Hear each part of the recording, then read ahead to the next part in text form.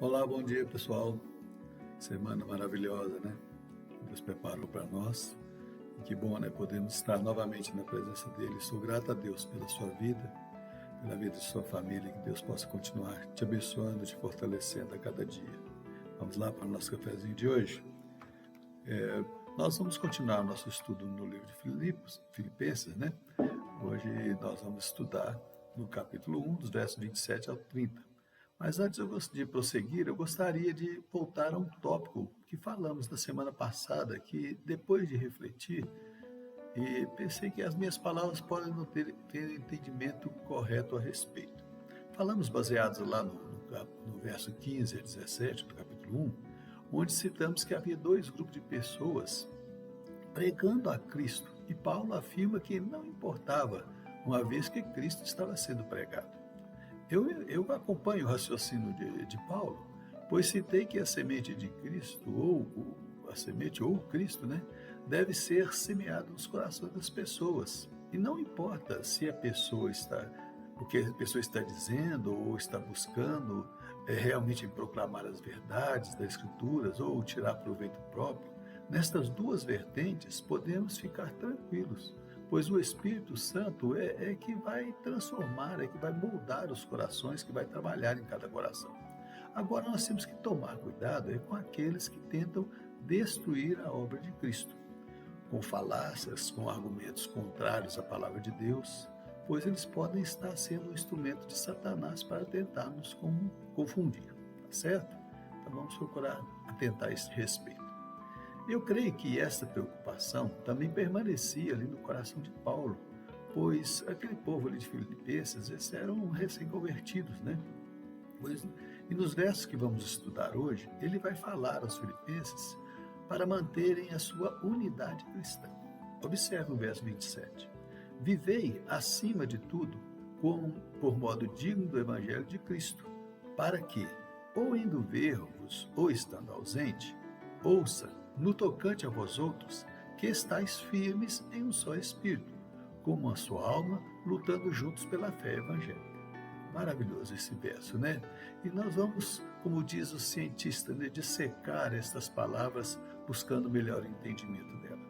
Ele inicia o verbo aí falando vivei, e entendo que ele diz que quer dizer com isso para que eles não desfalecessem por causa das coisas que estavam acontecendo, o povo estava falando, para que eles continuassem firmes.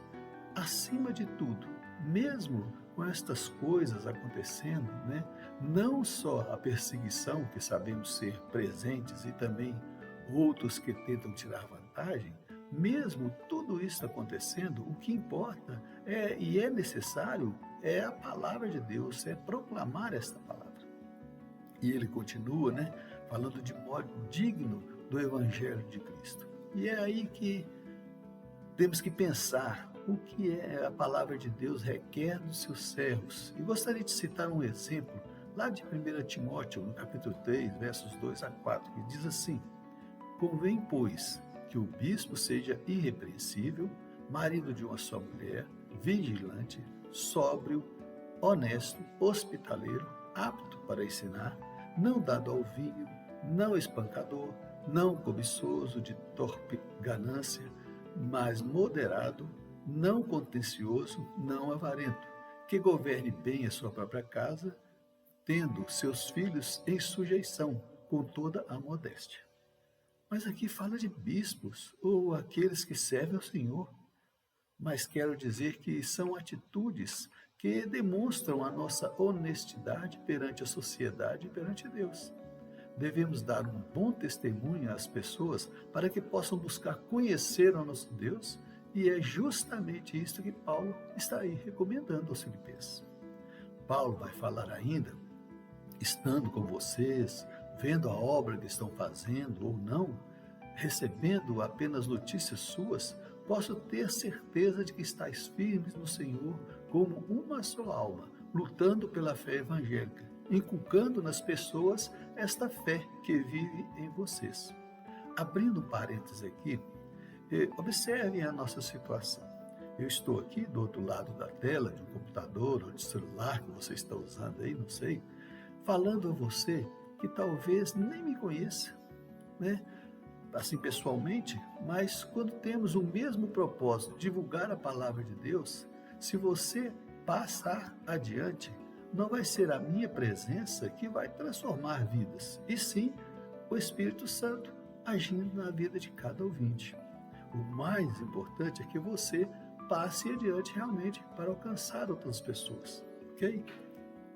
Às vezes, é comum algumas pessoas também falarem que acreditam em Deus, conhecem a palavra, mas não acham necessário ir a uma igreja ou um local de reunião, né? Respeito a opinião de todos, mas quando Paulo afirma no verso juntos pela fé evangélica, entendo que há necessidade sim de estarmos juntos. E até gostaria de citar um exemplo aqui relativo ao carvão. Quando em uma fogueira ele fica vermelho, né, bem bonito, incandescente, mas quando ele é retirado ele fica preto e frio. E podemos correr o risco de nos esfriar, perdendo o nosso brilho. Não quero ficar aqui só nesse exemplo, mas olhar no que diz a palavra também de Deus, lá em Hebreus, no capítulo 10, no verso 24 a 25, diz assim: e consideremos-nos uns aos outros para nos estimularmos ao amor e às obras, não deixando a nossa congregação, como é costume de alguns, antes admoestando-nos uns aos outros, e tanto mais, quando vedes que vai aproximando aquele dia. Juntos nós temos as condições de fortalecer, de sustentar, de ajudar aqueles irmãos que podem até estar fracos na fé, passando por problemas, por lutas.